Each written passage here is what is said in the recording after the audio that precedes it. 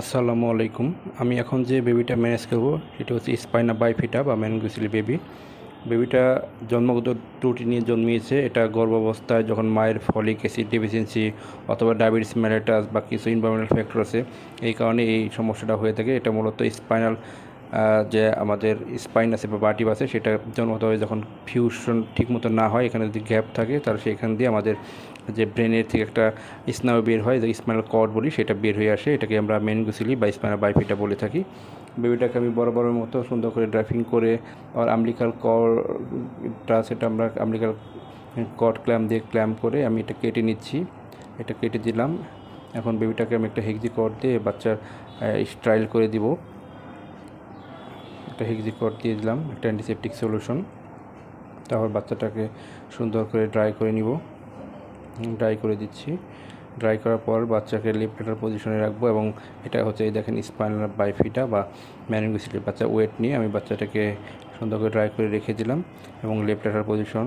মূলত স্পাইনাল বাইফিটাতে যে সমস্যা হয় সেটি হচ্ছে বাচ্চার লয়ার লিম্ফ প্যারালাইসিসের মতো থাকে এবং অ্যানাল কোনো টুন থাকে না। এবং বাচ্চাটার মোটামুটি আলহামদুলিল্লাহ লয়ার লিম্ফের মুভমেন্ট বা টুন আছে, অ্যানাল যদিও একটু প্যান্ডুলাস হয়ে আছে এবং এতে অনেক সময় বাচ্চাদের প্রস্রাব পায়খানা অটোমেটিক করে থাকে, বুঝতে পারে না। এখন আমি বাচ্চাকে একটি K1 ইঞ্জেকশন আইএম দিয়ে দিচ্ছি। এটা হচ্ছে স্পাইনাল বাইফিটা। তারপর বাচ্চার এখানে আমি ড্রাই করে দিলাম এবং আমি এখন যে সুগার চেক করা, সেটা সুগারটা আমি চেক করে দিব।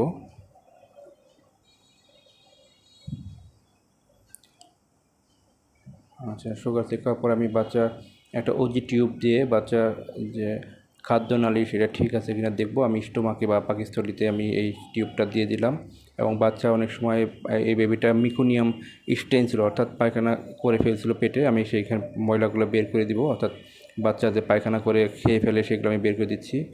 অনেক সময় রক্ত খেয়ে ফেলে, পায়খানা খেয়ে ফেলে, এগুলো বের করে দিতে হয়, বের করে দিলাম। এবং এই ওজি টিউব দেওয়ার একটা উদ্দেশ্য হচ্ছে বাচ্চা খাদ্যনালী ঠিক আছে কিনা, সেটা প্যাটেন্সি ঠিক আছে কিনা এটা চেক করা। আমি সেটা করে দিলাম। এই মিকোনিয়াম স্টেন যেগুলো অ্যামনিওটিক ফ্লুইডগুলো আমি বের করে দিচ্ছি।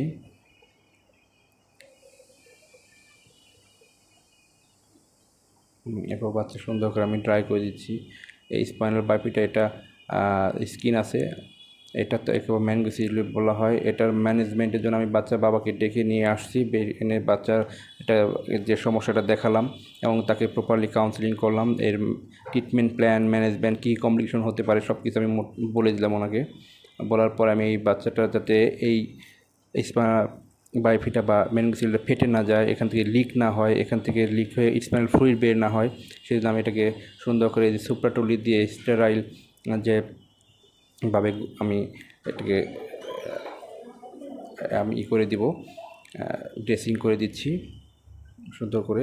এবং এটার ম্যানেজমেন্ট হচ্ছে এটা এভাবে সুন্দর করে ড্রেসিং করে দেওয়ার উদ্দেশ্য হচ্ছে যাতে এখান থেকে সেমিনাল ফ্লুইড বের না, এটা ফেটে না যায়, কোনো ময়লা না যায়, ইনফেকশন না হয়। কারণ এটা যদি ইনফেকশন হয় তাহলে ব্রেনে সরাসরি ইনফেকশন চলে যাবে, তো সেখানে বাচ্চার খুব ক্রিটিক্যাল কন্ডিশন ডেভেলপ হবে। এবং এটার ইমিডিয়েট ম্যানেজমেন্ট হচ্ছে আমি বাবাকে আমি বলেছি যে এটা এখন আমরা যে প্রাথমিক ম্যানেজমেন্ট, একে আমি যে ব্যান্ডেজ করে দেওয়া সেটা করে দিলাম এবং ইমিডিয়েটলি একজন নিউরো সার্জনের সাথে কথা বলে অপারেশন করে ফেলতে হবে। তারপর এনআইসিউ সাপোর্ট লাগবে।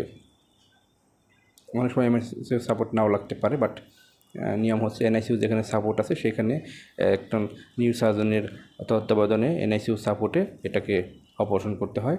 এই জন্য আমি বেবিটাকে একজন নিউরো সার্জনের কাছে রেফার করে দিচ্ছি।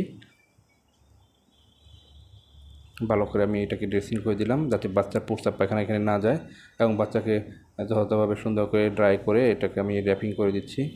এই হলো স্পাইনা বাইফিটা বা ম্যানগুসিলি বেবি, জন্মগত ত্রুটি একটা। ব্যাস, ধন্যবাদ।